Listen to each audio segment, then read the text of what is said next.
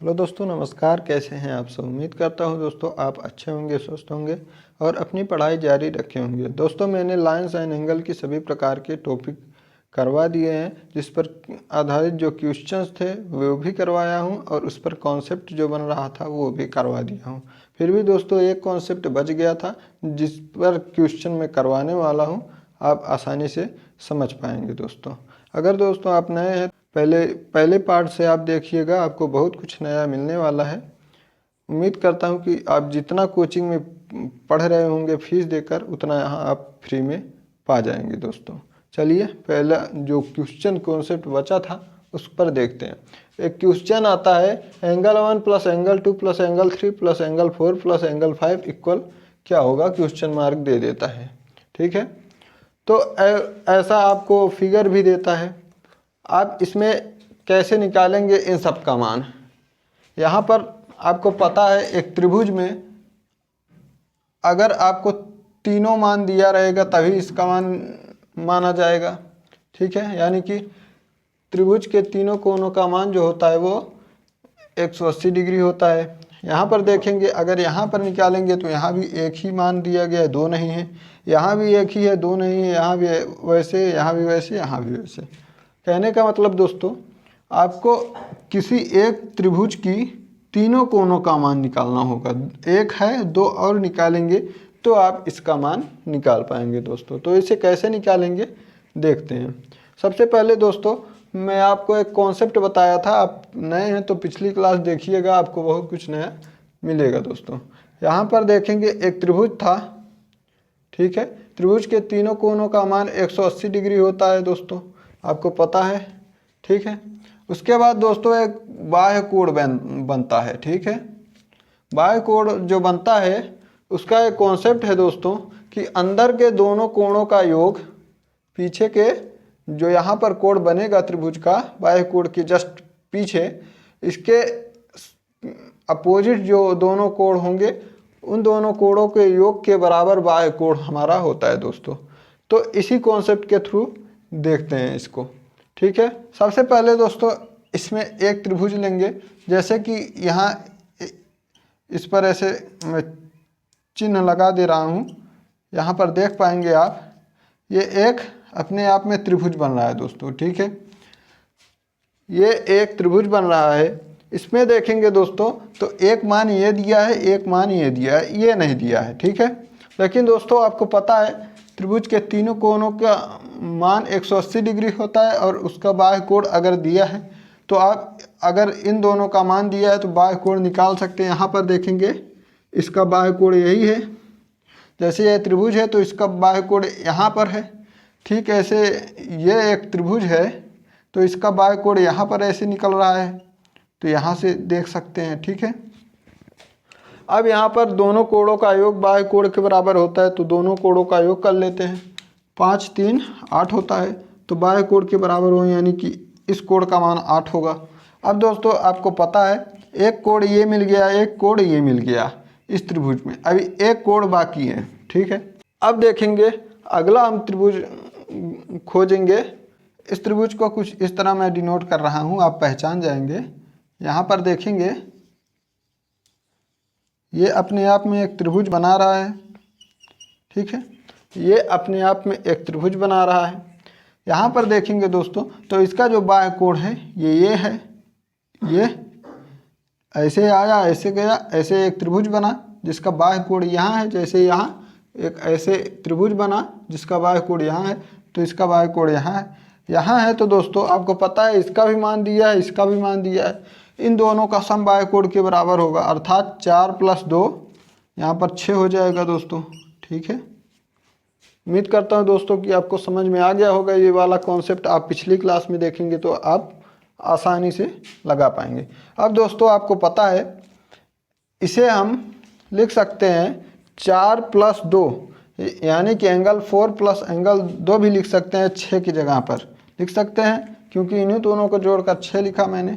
Angle 4 + angle 2, इस कोण को लिख सकते हैं। और यह जो था इससे 8 की जगह पर हम लिख सकते हैं 5 एंगल 5 + एंगल 3 लिख सकते हैं।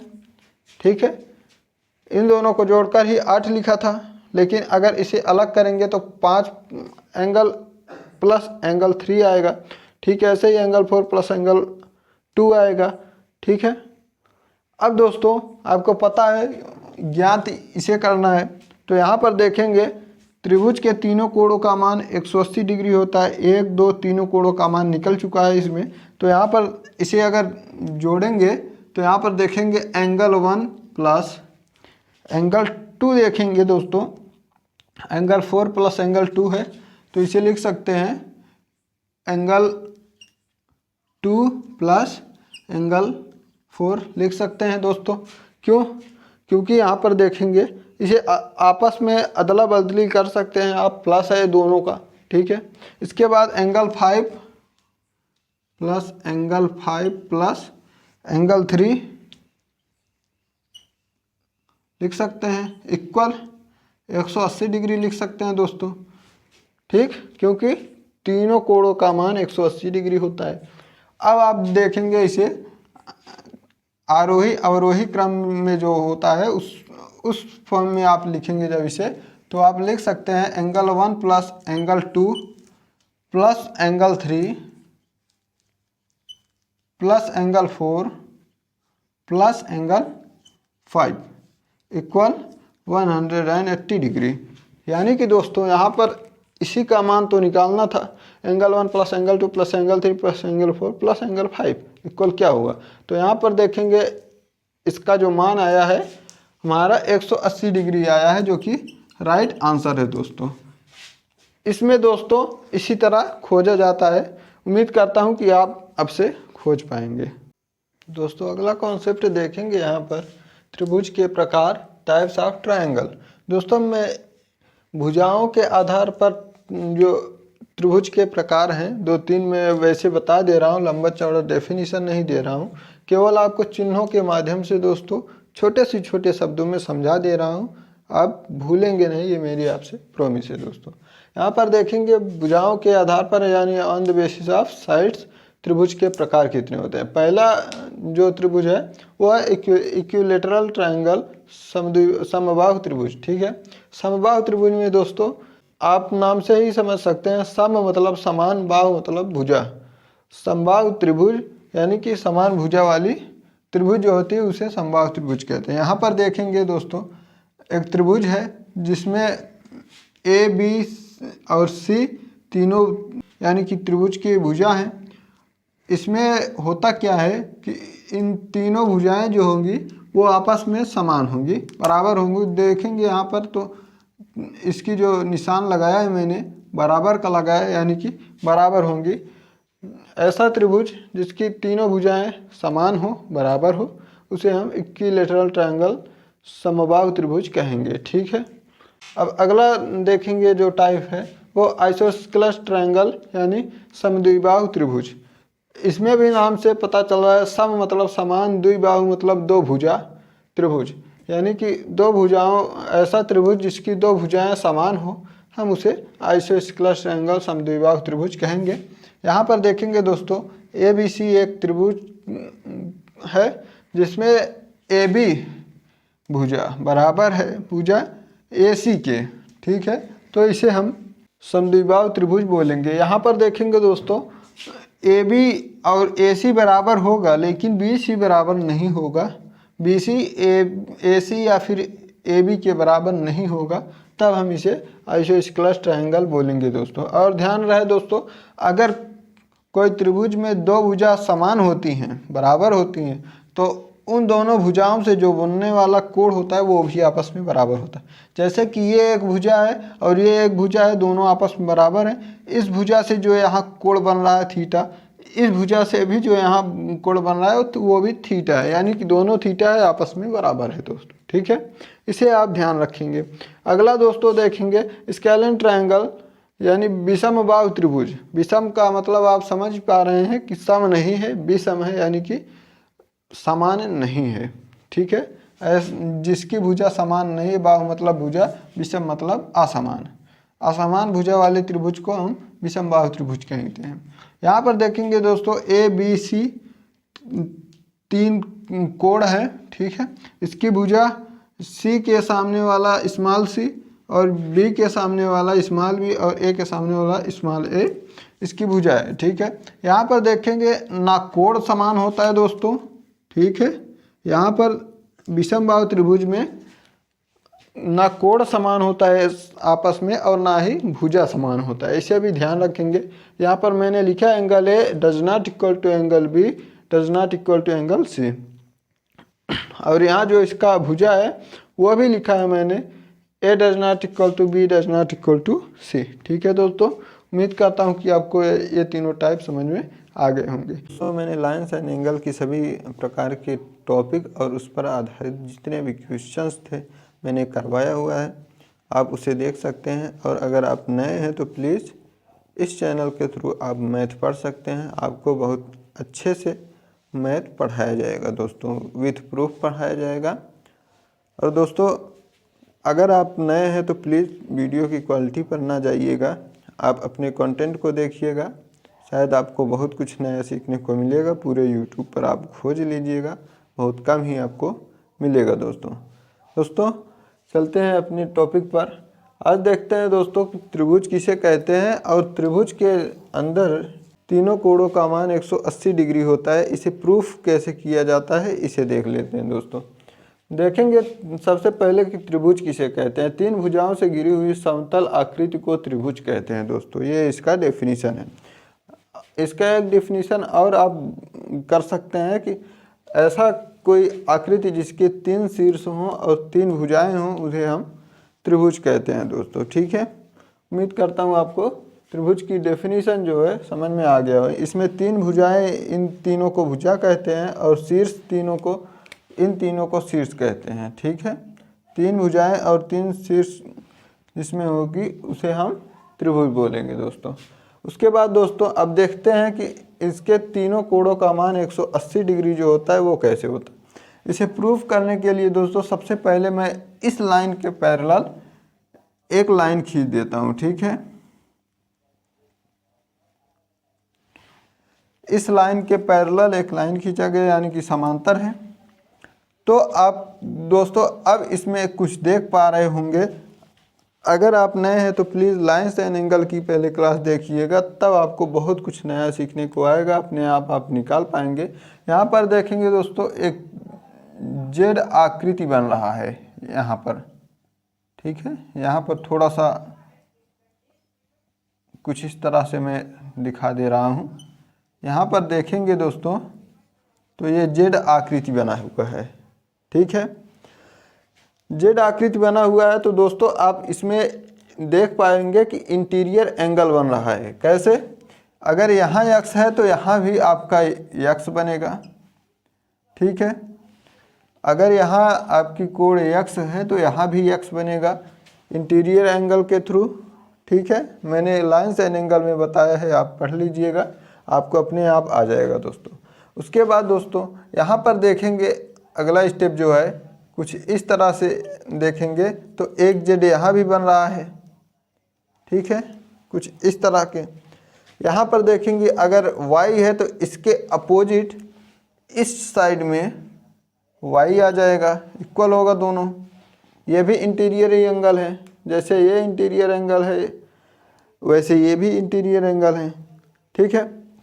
तो दोस्तों देखेंगे यहाँ पर ये इतना, इन दोनों रेखाओं के बीच में जो ये कोण बना हुआ है वो z है और इतना x है, इतना y है, ठीक है।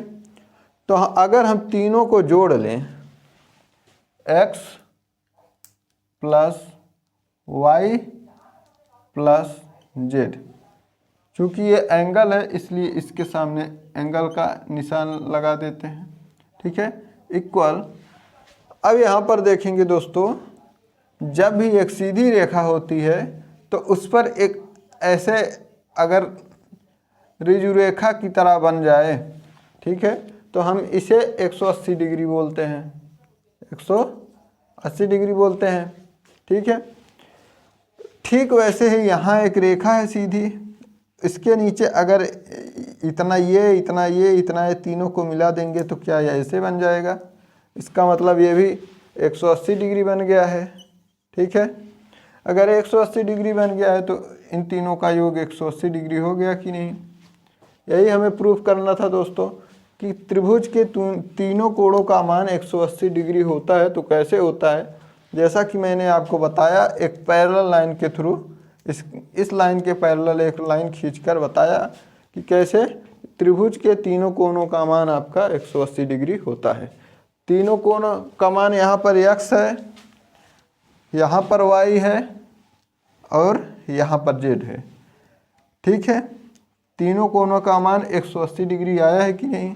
यहाँ भी x y z है, इसका भी मान 180 है और यहाँ भी x y और z है एंगल, इसका भी मान 180 डिग्री है। प्रूफ हो गया दोस्तों। अब मैं बता रहा हूँ आपको कि आप एक त्रिभुज के भुजाओं को कोणों के माध्यम से कैसे पहचान पाएंगे कि उसकी कौन सी भुजा कितनी बड़ी है और कौन सी छोटी है दोस्तों। ठीक है, यहाँ पर कोणों के माध्यम से कैसे आप पहचान सकते हैं, देखते हैं। आपको पता है एक सीधी रेखा मैंने खींचा, ठीक है। उसके बाद अगर मैं दोस्तों एक यहाँ से रेखा खींचता हूँ, ठीक है, मान लिया ये 30 डिग्री का कोण बनाता है। ठीक है, तो आप देखेंगे अगर ये आपका 30 डिग्री का कोण बना रहा है दोस्तों, तो आपकी ये जो रेखा है आपका त्रिभुज बना रहा है। ठीक है, ये रेखा अगर ना रहे तो त्रिभुज नहीं बनेगा। ये रेखा देखेंगे अगर यहाँ 30 डिग्री बना है तो इतना ही है। ठीक है, अगर यही जो कोण आपका 30 डिग्री बना रहा है, इसी कोण को दोस्तों मैं अगर इतना और बढ़ा दूं, ठीक है, अगर इतना और बढ़ा दूं तो यही रेखा आपका यहाँ से आकर मिलेगा। ठीक है, देखेंगे यहाँ पर जब तक 30 डिग्री था तब तक आपका इतना बड़ा रेखा था, इस 30 डिग्री के सामने वाला कोण भुजा। अब यहाँ पर देखेंगे मैंने इसे 30 डिग्री से 80 डिग्री कर लिया। ठीक है, मतलब कि ये 30 है अगर, तो इसे मैं 50 डिग्री कर दे रहा हूँ, 50 30 जुड़ के 80 होगा। तो अब देखेंगे दोस्तों अब कुछ ऐसा त्रिभुज बन जाएगा। अगर ऐसा त्रिभुज बन गया दोस्तों तो यहाँ पर जब 30 था तब तो इतना बड़ा रेखा था, लेकिन जैसे ही मैंने एंगल को 50 कर दिया, मतलब 80 कर दिया पूरा बढ़ा के 30 से, तो यहाँ पर देखेंगे कि इसकी जो सामने वाली रेखा है वो भी काफ़ी ज़्यादा बढ़ गया। इसका मतलब ये है दोस्तों कि जब भी हम कोई भी त्रिभुज बनाते हैं उसमें जो एंगल होता है आपका वो डिसाइड करता है कि आपकी एंगल के सामने कितनी बड़ी भुजा होगी। ठीक है दोस्तों, अगर यहाँ पर देखेंगे मैं मान लेता हूँ कि ये 45 डिग्री बना रहा है तो आपका इतना बड़ा रेखा होगा ना। अगर यहीं पर दोस्तों बीच में एक बाइसेक्ट कर दे एक रेखा, ठीक है, बाइसेक्ट कर दे तो आपका ये जो 45 था पूरा तो 45 है, लेकिन जो बाइसेक्ट कर दिया मान लिया आपका 22 हो गया और ये 23 हो गया। ठीक है, 22 डिग्री और 23 डिग्री। पूरा जब 45 था तो इतना बड़ा इसके सामने की भुजा थी, ये कोण जो था। लेकिन अब जैसे ही आधा हो गया, एक कोण 22 हो गया, तो इसके सामने की देखेंगे भुजा भी केवल इतना ही रह गया। ठीक है, अब ये इस 23 वाली भुजा है। इसका मतलब ये है दोस्तों कि जिस त्रिभुज की जितनी बड़ी कोण होगी उसके सामने की भुजा भी उतनी बड़ी होगी। ठीक है, जैसे कि आपका एक क्वेश्चन आता है बार बार, एक त्रिभुज देगा, उसमें आपको ज़्यादा कुछ नहीं देगा, ए बी सी रहेगा। उसके बाद यहाँ पर देखेंगे 1 डिग्री मान लिया 91 डिग्री दे दिया, एक आपका 44 डिग्री दे दिया और एक दे दिया 45 डिग्री।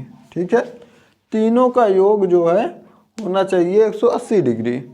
ठीक, दोस्तों जब भी आपको ऐसा त्रिभुज दे दे और उसमें केवल और केवल एंगल आपको दे और बोले कि इसमें से कौन सी सबसे बड़ी भुजा है या फिर कौन सी सबसे छोटी भुजा है, तो आप इसे इस एंगल के थ्रू देखेंगे। जो एंगल सबसे बड़ा होगा उसके सामने वाली भुजा जो होगी सबसे बड़ा होगी। यहाँ पर देखेंगे दोस्तों तो सबसे बड़ी भुजा जो है वो BC है, BC है, ठीक है। इसके सामने बड़ी का चिन्ह लगा दे रहा हूँ। उसके बाद दोस्तों यहाँ पर देखेंगे 44 और 45 में 45 बड़ा है। 45 के सामने वाली भुजा AB है, तो मिडिल में AB आएगा। AB बड़ा होगा किससे? अब बचा क्या है? एंगल 44 यानी 44। इसके सामने AC है, तो इसका मतलब है कि AC सबसे छोटी भुजा है, BC सबसे बड़ी भुजा है, ठीक है। यानी कि दोस्तों कुल मिलाकर जो एंगल जितना बड़ा होगा उसके सामने की भुजा उतनी बड़ी होगी। इतना आपको ध्यान रखना है, आपको नोटबुक में नोट कर लेना है दोस्तों। अब दोस्तों इस पर मैं क्वेश्चन करवाने वाला हूं जो कि आता है हर एक एग्जाम में। आपको विश्वास नहीं होगा तो आप कोई भी बुक उठा कर देख लीजिएगा, आया हुआ क्वेश्चन लास्ट में 2-4 जरूर दिया रहता है, आप समझ पाएंगे दोस्तों पहला क्वेश्चन देखेंगे। त्रिभुज ABC में angle A equal 55 degree, angle B equal 60 degree and angle C equal 65 degree. तो त्रिभुज ABC की कौन सी भुजा सबसे बड़ी भुजा है? इसमें सबसे बड़ी भुजा कौन सी है वो बताना है और एंगल दे दिया है दोस्तों। तो इसके लिए एक त्रिभुज बनाएंगे ABC। यहाँ पर A का मान दिया है 55 डिग्री यानी 55 डिग्री, B का मान दिया है 60 डिग्री, C का मान दिया है 65 डिग्री, ठीक है दोस्तों। जैसा कि मैंने आपको अभी अभी इसका कॉन्सेप्ट बताया, यहाँ पर देखेंगे सबसे बड़ी भुजा 65 है, तो 65 डिग्री के सामने वाली भुजा जो है वो है AB, यानी कि दोस्तों AB सबसे बड़ी भुजा है, ठीक। ए चिन्ह जो है इसके सामने जो इसका मुख जिस तरफ खुला रहेगा दोस्तों इस चिन्ह का वो बड़ा होगा और जिस तरफ बंद रहेगा उधर की तरफ का छोटा रहेगा, इसे ध्यान रखिएगा। 65 के सामने सबसे बड़ा कोण 65 है, तो 65 के सामने AB है, AB भुजा सबसे बड़ी है, ठीक है। उसके बाद देखेंगे 65 के बाद 60 सबसे बड़ी भुजा है, 60 के सामने वाली भुजा AC है, उसके बाद आ जाएगा AC। उसके बाद दोस्तों जो सबसे छोटा भुजा बच गया है 55, यानी 55 के सामने जो भुजा है वो है BC, यानी कि BC जो है सबसे छोटा है। इसमें दोस्तों अगर पूछता इसमें सबसे छोटा भुजा कौन सा है, तो आपका सबसे छोटा भुजा BC है। और बीच वाली भुजा जो अगर पूछता कि इस त्रिभुज में सबसे बीच की भुजा कौन सा है, मतलब ना सबसे बड़ा है और ना ही सबसे छोटा है, तो आप AC पर टिक लगाते। और अगर सबसे बड़ी भुजा पूछा है तो आप AB पर टिक लगाएंगे। यहाँ पर ऑप्शन में देखेंगे दोस्तों तो AB सबसे बड़ी भुजा है, जो कि हमारा राइट आंसर है दोस्तों। ऐसे ही आपको ऑप्शन मिलेगा, 4 ऑप्शन मिलता है, लास्ट वाला कैन नॉट बी डिटरमाइंड भी मिलता है, कभी कभी दे भी देता है। दोस्तों अगला क्वेश्चन देखेंगे। त्रिभुज ABC में angle A equal 47 degree, angle B equal 58 degree and angle C equal 75 degree. तो निम्न में से कौन सा विकल्प सही है? यहाँ पर विकल्प दिया है दोस्तों। सबसे पहले आपको विकल्प पर नहीं जाना है, सबसे पहले इसे आपको लिख लेना है। त्रिभुज ABC angle A equal 47 degree, angle B equal 58 degree, angle C equal 75 degree. तो निम्न में से कौन सा सही? इसमें बड़ा और छोटे का चिन्ह लगा है दोस्तों, इसलिए आपको बड़ा छोटा ही देखना होगा। यहाँ पर देखेंगे दोस्तों सबसे बड़ा इसमें कौन सा एंगल है, देखेंगे सबसे पहले। यहाँ पर बड़ा सबसे 75 डिग्री है, इसके सामने जो भुजा है वो सबसे बड़ी भुजा होगी, यानी AB। ए बी सबसे बड़ी भुजा है तो इसके सामने बड़े का निशान। उसके बाद दोस्तों देखेंगे 75 के बाद 58 बड़ा है तो 58 के सामने वाली भुजा कौन सी है, ए सी, तो ए सी बड़ा है। उसके बाद लास्ट में दोस्तों 47 बचता है, उसके सामने भुजा जो है बी सी है, बी सी बचता है दोस्तों। इस देखेंगे दोस्तों ये ऑप्शन किस में है। सबसे पहले ए बी बड़ा है सबसे, ए सी उसके बाद फिर बी सी उसके बाद। इसका मतलब दोस्तों आपका पहला ऑप्शन ही सही है, आगे जाने की ज़रूरत नहीं है दोस्तों। ठीक है, ये सब आया हुआ दोस्तों क्वेश्चन है, इसलिए नोट्स में ज़रूर लिखिएगा। आप किसी भी कोई भी बुक उठाकर देखेंगे तो आपको आया हुआ क्वेश्चन मिलेगा। MTS, SSC, CGL, CHSL हर एक में आता है। अगला क्वेश्चन देखेंगे दोस्तों, समद्विबाहु त्रिभुज ABC में एंगल ए गैर समान भुजा के सामने वाला कोण है तथा एंगल A = 90 डिग्री, तो निम्न में से कौन सा विकल्प सही है। इसमें बोल रहा है एंगल A गैर समान भुजा के सामने वाला कोण है और यह एक समद्विबाहु त्रिभुज है। तो दोस्तों सबसे पहले मैं बता दूं, इसमें जो चिन्ह है इसको आपको पहचानना आना चाहिए। जैसे ये एक एरो है, जिस तरफ इसका मुख खुला रहेगा दोस्तों वो बड़ा का चिन्ह होगा, उस तरफ जो भी अंक होगा वो बड़ा कहलाएगा, और इसके जो जिस तरफ मुख ऐसे बंद रहेगा वो छोटा कहलाएगा। ठीक है, इतना आपको ध्यान में रखना है। उसके बाद दोस्तों अब चलते हैं क्वेश्चन पर। समद्विबाहु त्रिभुज ABC में एंगल A गैर समान भुजा के सामने वाला कोण है। एक समद्विबाहु त्रिभुज बनाएंगे ABC,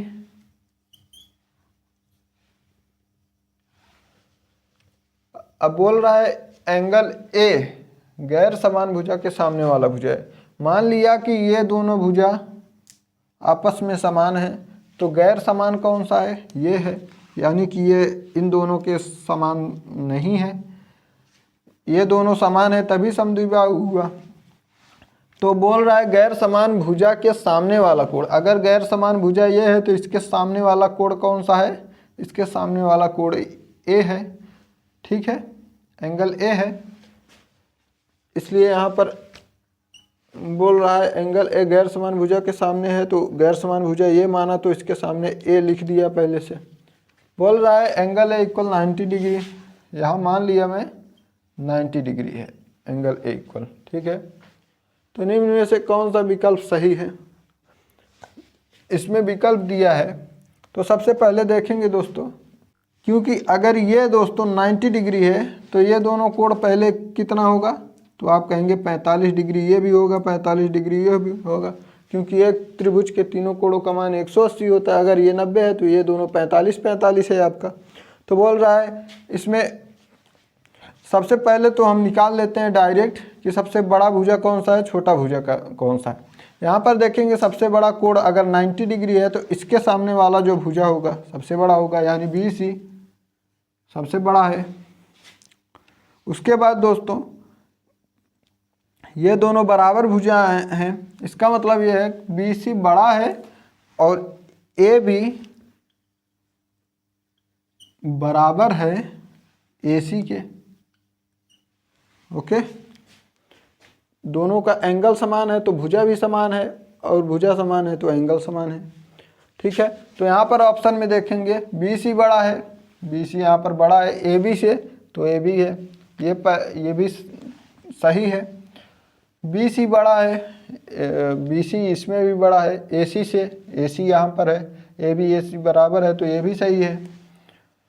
BC बड़ा है, इसमें भी BC बड़ा है, AB बराबर AC, ये भी राइट है, AB बराबर AC, तो लिखा हूँ all of this option D is right answer. ठीक है, यानी कि सभी राइट आंसर है, क्योंकि BC बड़ा है, AB और AC छोटा है दोनों, और यहाँ पर वही दिया है, अलग अलग करके दिया है। दोस्तों आप कमेंट ज़रूर करके बताइएगा कि आपको कैसा लगा, आपको समझ में आ रहा है या नहीं आ रहा है, तब मैं और कोशिश करूँगा कि आपको अच्छे से समझा पाऊँ। दोस्तों लाइक करिए या नहीं, लेकिन कमेंट जरूर करिएगा। दोस्तों अगला क्वेश्चन देखेंगे दोस्तों, यदि त्रिभुज ABC में ए बी बड़ा है बी सी से तथा बी सी बड़ा है ए सी से, तो निम्नलिखित स्थितियों में कौन सी स्थिति सही है। ठीक है, यहाँ पर सबसे पहले तो आप त्रिभुज बनाएंगे ए बी सी। ठीक है, तो यहाँ पर बोला है ए बी बड़ा है बी सी से, ए बी बड़ा है बी सी से। ओके, बी सी बड़ा है ए सी से, अब बी सी बड़ा है ए सी से। इसका मतलब ये है ए बी बड़ा है बी सी से और बी सी बड़ा है ए सी से। इसका मतलब ये है अगर ए बी बड़ा है तो सी कोण सबसे बड़ा होगा, तभी इसके सामने वाला भुजा ए बी बड़ा है सबसे। ठीक है, मान लिया ए बी अगर 11 है तो इसमें बोल रहा है बी सी बड़ा है ए सी से, बी सी बड़ा है ए सी से, बी सी भुजा बड़ा है। अगर बी सी भुजा बड़ा है तो इसके सामने वाला कोण भी बड़ा होगा। अगर ये भुजा 11 था तो मान लेता हूँ ये 10 था, इसके सामने वाला कोण ए है, बड़ा होगा। उसके बाद दोस्तों जब ये दोनों हो गया तो आपको पता है लास्ट वाली जो कोण होगा ए सी अगर सबसे छोटा है तो इसके सामने वाली भुजा सबसे छोटा होगा, ये वाला। अगर ये 10 है ये 11 है तो इसे 9 करेंगे। ठीक है, समझने के लिए दोस्तों ये लिखा हूँ 10 11 9, बाकी दिया नहीं रहेगा कुछ भी। तो बोल रहा है कौन सी स्थिति सही है दोस्तों। यहाँ पर देखेंगे एंगल सी सबसे बड़ा है ए, एंगल सी बड़ा है ए से, एंगल ए से। ये दोस्तों आगे एंगल का निशान लगा हुआ है, बस मैंने लगाया नहीं है, बाकी सब में एंगल का आगे निशान लगा हुआ है। ठीक है, सब एंगल है। ठीक है, तो यहाँ पर बोल रहा है एंगल सी बड़ा है एंगल ए से। एंगल सी बड़ा है एंगल ए से, बिल्कुल बड़ा है, क्योंकि अगर एंगल सी बड़ा है तभी तो उसके सामने वाला भुजा सबसे बड़ा है। भुजा सबसे बड़ा है तो एंगल भी सबसे बड़ा होगा। एंगल ये राइट हुआ। अब एंगल बी बड़ा है एंगल ए से, एंगल बी बड़ा है, एंगल बी बड़ा है एंगल ए से। ये गलत है दोस्तों, ये वाली चीज़ आपका गलत है। ठीक है, क्योंकि एंगल बी बड़ा है बोल रहा है इसमें, लेकिन एंगल बी के सामने वाला भुजा तो सबसे छोटा है। जब सबसे छोटा है तो एंगल बी सबसे छोटा है, इसलिए ये चीज़ गलत है दोस्तों। ठीक है, अब अगले पर चलते हैं। ए बड़ा है बी से, एंगल ए बड़ा है एंगल बी से, बिल्कुल सही, ये चीज़ सही है। एंगल बी बड़ा है एंगल ए से, एंगल बी बड़ा है एंगल ए से, ये भी गलत है दोस्तों। ठीक है, उसके बाद दोस्तों यहाँ पर देखेंगे एंगल ए बड़ा है सी से, एंगल ए बड़ा है एंगल सी से, ये भी गलत है, सीधे सीधे गलत है दोस्तों। एंगल ए का मान भुजा 10 है, सी का भुजा तो 11 है, सबसे बड़ा 11 है, तो सी छोटा कैसे हुआ। अब एंगल ए बड़ा है बी से, एंगल ए बड़ा है एंगल बी से, ये तो ठीक है दोस्तों, सिर्फ ये सही है। इसका मतलब दोस्तों तीनों ऑप्शन अगर गलत है तो आपका सही क्या है, NOT। ठीक है, इसे इसी तरह दिया रहेगा दोस्तों। ये मान मैंने इसलिए रख दिया 10 11 9, जिससे कि आपको आसानी से समझ में आ जाए। ठीक है दोस्तों, इसे लिखिएगा ज़रूर और कमेंट करके बताइएगा कि कैसा लगा, समझ में आ रहा है या नहीं, जिससे कि मैं और सुधार कर सकूं आपके लिए। अगला क्वेश्चन देखेंगे, त्रिभुज ABC में AC बड़ा है AB से तथा बिंदु D भुजा AC पर इस प्रकार है कि AB इक्वल AD, तो निम्न में से कौन सा कथन सही है। ठीक है, इसमें बोला है सबसे पहले तो त्रिभुज बनाएंगे ABC। इसमें बोला है AC बड़ा है AB से, AC बड़ा है AB से। ठीक है, तथा बिंदु D भुजा AC पर इस प्रकार है कि AB बराबर AD, बिंदु D, मान लिया कि बिंदु D यहाँ पर है दोस्तों, ठीक है। भुजा AC पर इस प्रकार है कि AB बराबर AD, जितना AB है उतना ही AD हो गया अगर इसे D बिंदु मान लिया जाए, और अगर इसके बराबर ये है तो यही इतना बड़ा है, क्योंकि इसमें बोला है AC बड़ा है AB से, तो AB इसके बराबर है तो यही इतना बड़ा है। तो बोल रहा है दोस्तों यहाँ पर सबसे पहले अगर इसे हम इस बिंदु से मिला दें, ठीक है, तो बोल रहा है कि इसमें बताना है कि कौन बड़ा है कौन छोटा है। यहाँ पर AC पहले से बता रखा है कि बड़ा है AB से, अच्छा AB से बड़ा AC है, और इसमें देखेंगे दोस्तों सबसे पहले तो हमें दिखेगा कि एक त्रिभुज में 180 डिग्री का कोण होता है। चूँकि इसमें कोई कोण दिया नहीं गया है तो हम जब डिवाइड करेंगे दोस्तों इसे तो केवल 60-60 में ही डिवाइड करेंगे, 60-60-60, तभी तो 120 डिग्री होगा, तो 180 डिग्री होगा। 60 दूना 120, 120 प्लस 60 180, एक त्रिभुज बना है, त्रिभुज के तीनों कोनों का मान 180 हो गया। दोस्तों एक चीज़ और पता होगा, अगर लाइन एंड एंगल की आप क्लास देखें, क्वेश्चन सॉल्व जो किया हूँ उसे और उसकी कॉन्सेप्ट को, तो आपको पता होना चाहिए कि मैंने एक त्रिभुज बताया था। जब भी ऐसा त्रिभुज आता है तो इन दोनों कोणों का सम त्रिभुज के बाहरी कोणों के सम के मतलब बाहरी कोण के बराबर होता है। इसका मतलब यह है दोस्तों कि जितना कोण ये दोनों होगा इन दोनों का योग इसके बराबर होगा बाहरी कोण के, ठीक है। ठीक वैसे ही यहाँ पर देखेंगे इन दोनों कोणों का सम, क्या ये त्रिभुज जो आया है इसके बाहरी कोण के बराबर नहीं होगा। यानी कि अगर ये 60 है, ये 60 है, ये 60 है, तो इन दोनों का सम 60-60 120, बाहरी कोण 120 डिग्री होगा।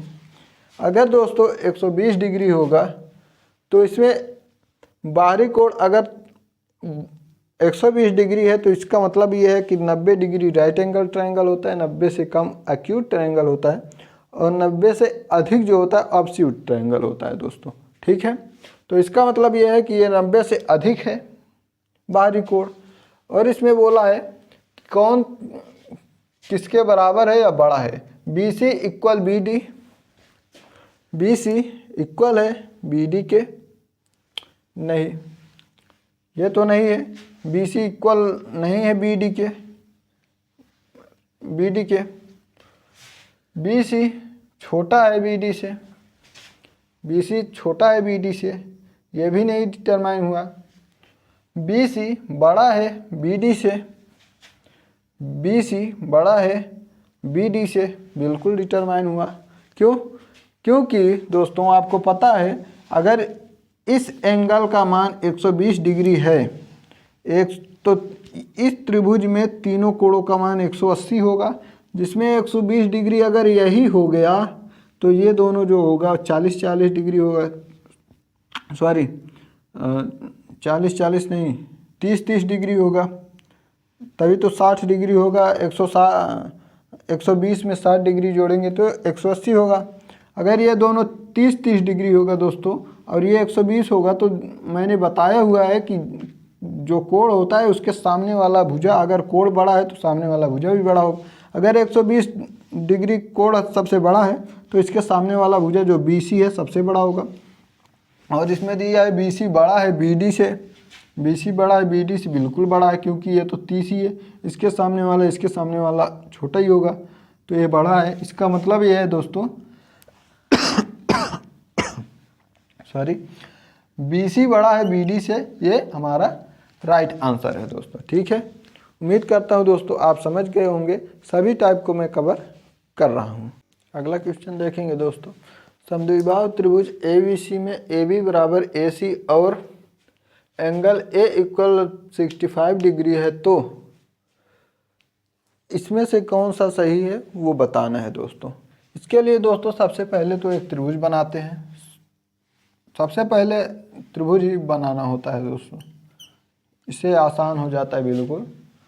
यहाँ पर देखेंगे angle A equal 65 degree, angle A equal 65 degree. तो एक त्रिभुज में होता है 180 डिग्री। अगर 65 डिग्री है एंगल ए, तो इन दोनों को कितना कितना लिखेंगे, तो आप लिख सकते हैं, इसे डिवाइड करेंगे, 180 में से घटाएंगे 65 तो हो जाएगा आपका 58 डिग्री, और ये भी हो जाएगा आपका 58 डिग्री ही होगा। ठीक है, 58 डिग्री हो जाएगा। तो बोल रहा है इसमें बड़ा छोटा पूछा है। ठीक है, तो आपको पता है 65 डिग्री सबसे बड़ा है, तो इसके सामने वाला भुजा यानी BC सबसे बड़ा होगा, राइट। उसके बाद 58, अगर ये दोनों आपस में कोण बराबर है तो भुजा भी आपस में बराबर हैं। ठीक है, तो बोला है AB बड़ा है BC से, AB बड़ा है BC से, गलत। AB छोटा है BC से, AB छोटा है BC से, ये तो राइट है दोस्तों। अगला देखते हैं, AB बराबर है BC के, AB बराबर है BC के, ये भी गलत है। इसका मतलब दोस्तों राइट आंसर आपका बी है, यानी AB छोटा है BC से। दोस्तों लगभग इस कॉन्सेप्ट पर आधारित सभी प्रकार के क्वेश्चन जितना भी एग्जामिनर पूछता है, घुमा फिरा कर मैंने लगभग सब कुछ बताया है। अब दोस्तों चलता हूँ मैं अगले कॉन्सेप्ट पर, उसको बताऊंगा, फिर उस पर आधारित सभी प्रकार के क्वेश्चन करवाऊंगा दोस्तों। तो बने रहे साथ में, और दोस्तों कमेंट जरूर करिएगा, जिससे कि पता चलता रहे कि कितना सुधार पाया हूँ, आपको समझा पाया हूँ कितना नहीं, फिर अगली बार और ज़्यादा कोशिश कर सकूँगा। अगला कॉन्सेप्ट देखेंगे दोस्तों, त्रिभुज की तीनों भुजाओं के बीच में संबंध क्या है, इसे भी देख लेते हैं, क्योंकि इस पर भी काफ़ी ज़्यादा क्वेश्चन पूछे जा रहे हैं। इस पर क्वेश्चन जो लाया हूँ वो पूछा हुआ क्वेश्चन लाया हूँ, अभी आपको दूंगा।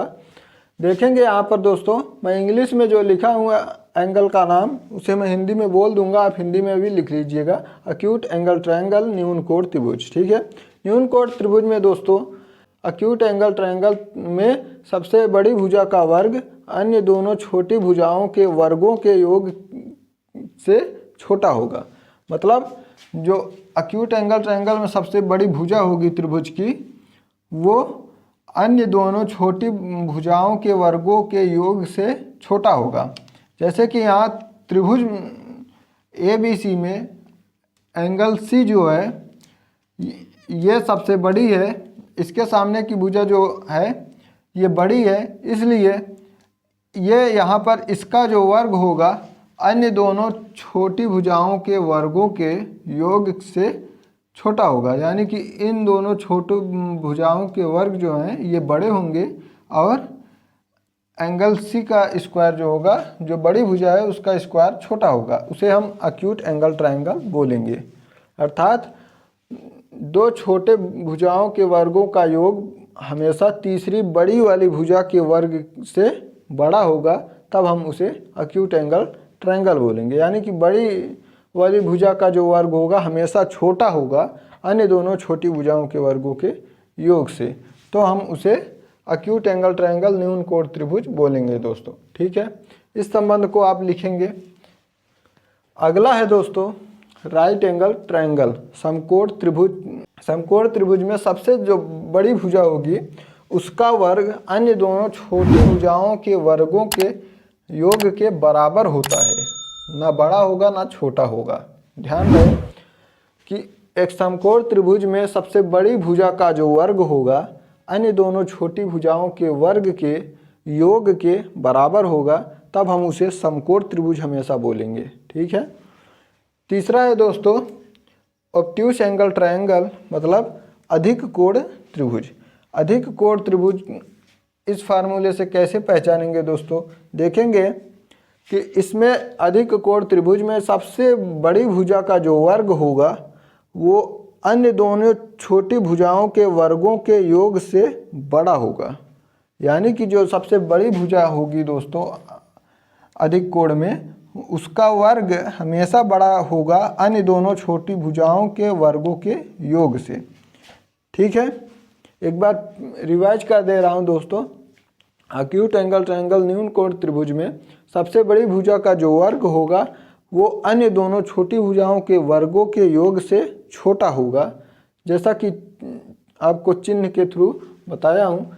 अगला है दोस्तों, राइट एंगल ट्रायंगल में सबसे बड़ी भुजा का जो वर्ग होगा अन्य दोनों छोटी भुजाओं के वर्गों के योग के बराबर होगा, तब हम उसे राइट एंगल ट्रायंगल बोलेंगे, यानी समकोण त्रिभुज बोलेंगे। बीच में बराबर का चिन्ह लगेगा दोस्तों। उसके बाद ऑब्ट्यूस एंगल ट्रायंगल अधिक कोण त्रिभुज में देखेंगे दोस्तों, सबसे बड़ी भुजा का जो वर्ग होगा वो बड़ा होगा अन्य दोनों छोटी भुजाओं के वर्गों के योग से, तब हम उसे अधिक कोण त्रिभुज बोलेंगे। यहाँ पर देखेंगे सबसे बड़ी भुजा सी स्क्वायर बड़ा है ए स्क्वायर प्लस बी स्क्वायर से, ठीक है, तब हम इसे अधिक कोण बोलेंगे। आपको सिर्फ इतना भी पहचान लेंगे आप तो भी आपका काम हो जाएगा।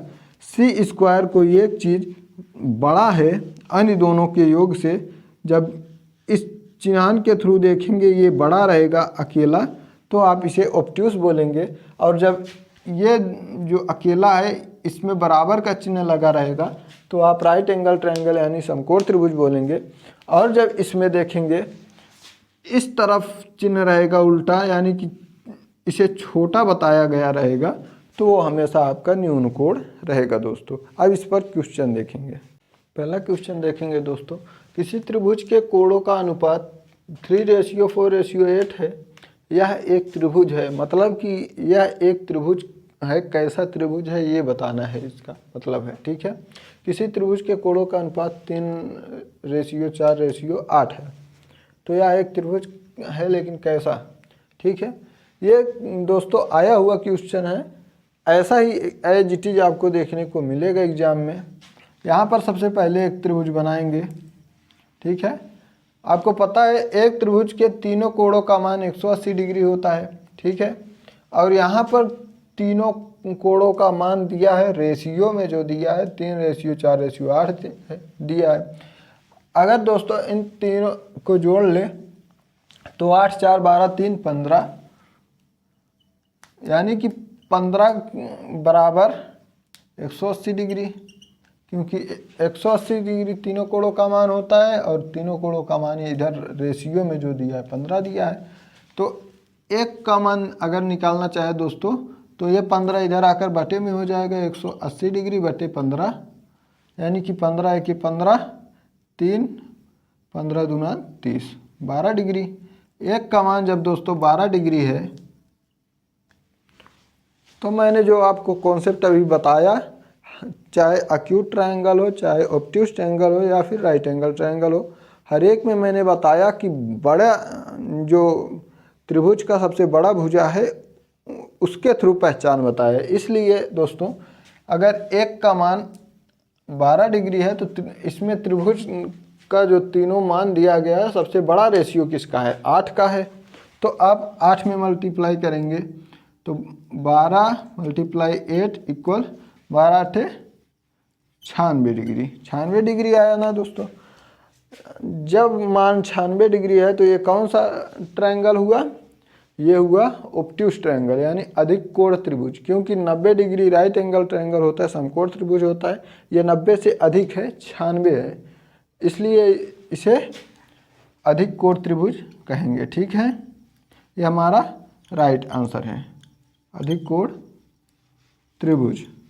ठीक है, एज इट इज ऐसे क्वेश्चन दोस्तों देखने को आपको मिलेगा। अगला क्वेश्चन देखेंगे दोस्तों, एक त्रिभुज के 3 कोणों का अनुपात 1:3:5 है, सबसे बड़े कोण की माप क्या होगी। ठीक है, तो दोस्तों आपको पता है एक त्रिभुज में 180 डिग्री का कोण बनता है। ठीक है, और यहाँ तीनों त्रिभुज का कोण दिया है 1:3:5। अगर इसे जोड़े 5 3 8 1 9 हो जाएगा। 9 का मान दोस्तों 180 डिग्री लिख सकता हूँ, क्योंकि तीनों कोणों का मान 180 होता है और तीनों कोणों का रेशियो दिया है। तो एक का मान निकालेंगे दोस्तों 180/9 हो जाएगा, यानी 9 दूना 18। एक का मान जो होगा वो 20 डिग्री आएगा। आपको दोस्तों मैंने फार्मूला बताया था बड़े भुजा से, अगर बड़े भुजा से बताया था तो कोण जो दिया जाएगा बड़े भुजा, जिस त्रिभुज की भुजा बड़ी होती है उसकी कोण भी बड़ी होती है। इसका मतलब जो कोण दिया है, कोण का सबसे बड़ा कोण जो होगा उसी में मल्टीप्लाई करना होगा, यानी कि 5 × 20 = 100 हमारा राइट आंसर हो जाएगा दोस्तों। ठीक है, क्योंकि इसमें माप पूछा था, टाइप नहीं, टाइप पूछता तो भी आपका ऑब्ट्यूस एंगल ट्रायंगल होता 90 से अधिक है दोस्तों। ठीक है, अगला क्वेश्चन देखेंगे दोस्तों। यदि किसी त्रिभुज के कोणों का अनुपात 59:32:91 है तो त्रिभुज का प्रकार है, किस टाइप का त्रिभुज है ये बताना है। त्रिभुज के तीनों कोणों का मान है, अगर त्रिभुज के तीनों कोणों का मान 180 डिग्री होता है और इसमें रेशियो में दिया है 59:32:91, तो इसे अगर हम जोड़ लें तो आएगा 2 1 3 9 3 12 2 हासिल 1 9 1 10 3 13 5